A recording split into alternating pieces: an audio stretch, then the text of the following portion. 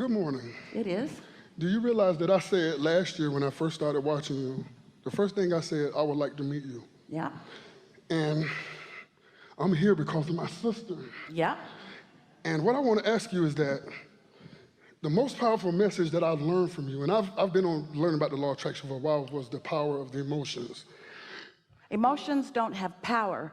They are guidance of the power of your thought. Right, guiding systems. They are indicator. Emotion is indicator, like the gas gauge on your car. Right. So what I want to understand is that last year I started to listen to you about alignment and emotions. It's just strange things started to happen. So as I would lay down and meditate, clear my mind, I would, at night or in the morning, right when I get up, I would ask the universe, show me something today to show me that everything's okay. So I would get up and go to the park, something like that, and I'm walking through the park as I do every morning, and I see two rabbits literally cross my path. And it's like I heard one of the rabbits speak to me, like literally, like the rabbit, like both of them stopped and stood up, and I looked at them. And it's like both of them said, like, are you gonna say anything? Like literally. So as one rabbit decided that I wasn't going to... So what the rabbit was saying is, you summoned us here. You asked for well-being, and we are the evidence that you want. That's exactly what I was asking for. I didn't know I was going to come to a rabbit, but it was cool. It was like cool. It was really cool. So one rabbit took off, and the other rabbit kind of stood up on the hind legs, and as I walked away, he followed me and was like, you're not going to say anything? You're not going to say anything? Huh. 5 minutes later, I go to the picnic benches at the park. I go to the picnic benches, and I usually get up on top of the bench and do sit-ups because I'm trying to stay in shape a little bit. But when I get ready to sit down, to lay on the bench, there's a bumblebee drinking water. And I had never noticed it, but this particular day, I swear to God, the bee talked to me. And the bee told me, in a deep voice, he was like something to the effect of like, don't you see me here drinking this water? I was going to, I could sting you, but I'm not going to do that. And I just kindly walked away and let the bee have his peace. I'm serious, like this stuff has really happened to me.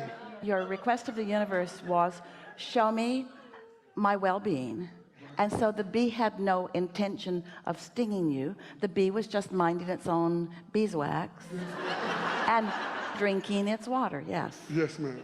That seems logical. Yeah, so I'm just trying to, and then one other instance is like, I would like think something, like, this is just simple stuff. Well, before you go further, we do want to hear that, but we want to make this point because we really want you to feel the power of what's going on here.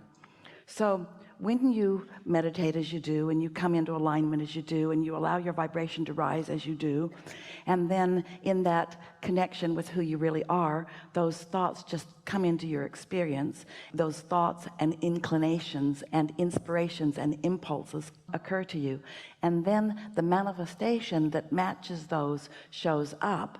Then you really know you understand it, because it's not words that are teaching you, it's the universe showing you how capable it is of giving you each and everything, no matter how big or small you may deem it to be.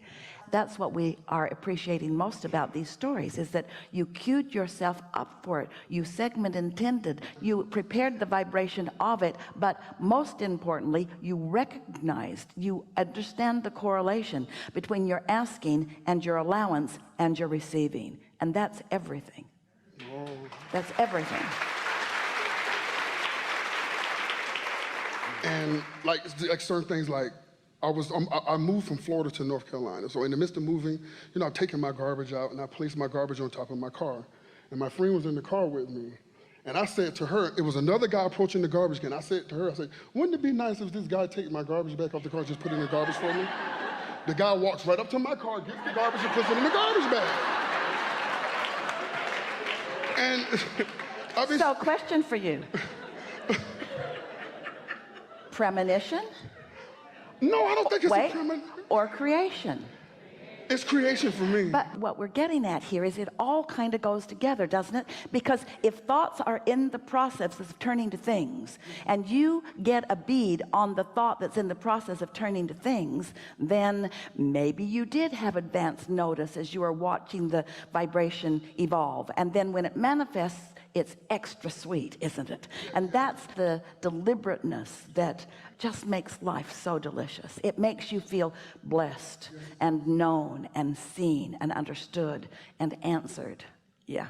So is it like, do these things start out small and like they sort of roll down like a snowball rolling downhill? Do they get big? How does it work? They don't have to start out small, but they usually do, because you will let the small things in easier than you will let the large things in. Okay, so how do we let the big stuff in?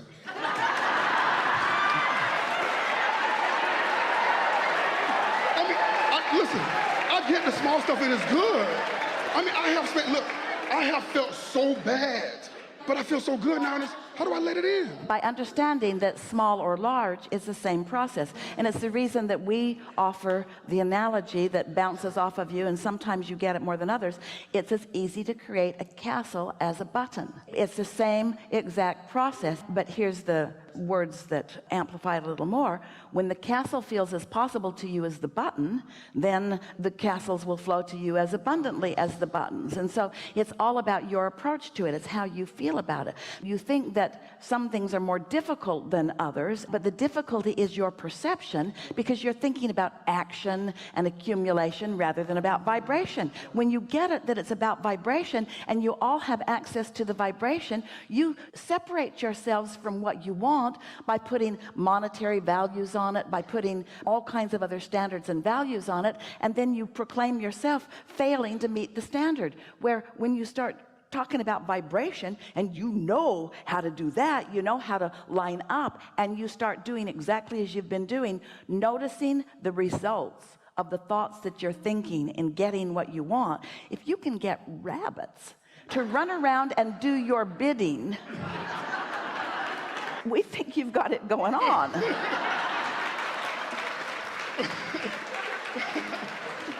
Well, I just want to say one more thing and I'm done. My sister, right there, she told me, about 3 weeks ago, when I told her I wanted to come. And she told me, she said, Daryl, I have a feeling you're going to end up in Abraham's chair. And I was like, well, So did you see what she did? She took that moment, found the feeling place of that, felt it strong enough that she pronounced it to you. She told me last night when I got into the hotel. Set some things in motion. But here's the thing that we really want you to hear. Hundreds and hundreds or thousands of people could proclaim something for you, but you got to let it in.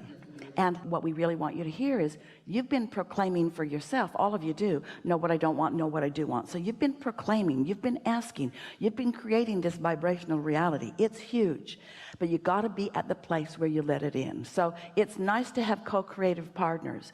It's really nice when you understand that you've done enough asking to keep yourself busy for 20 or 30 lifetimes, and it's time for you to cash in your vibrational chips. And when you picked the young man out the back who was in the chair before me, you said something to him of why do you think you got chosen? And then you say his desire to be here was greater. You see, I sat in that chair because I wanted to be. I sat in that chair, and as you talked to him, I began to say to myself, I appreciate this moment. I appreciate this moment. And you called me next. Yeah. That was like, wow. Yeah. That was wild. That was a wild moment for me. Well, your acknowledgement of it is what we care most about. Your association with what you thought and what happened next. And now there is nothing that you can't be or do or have. Okay, thank you.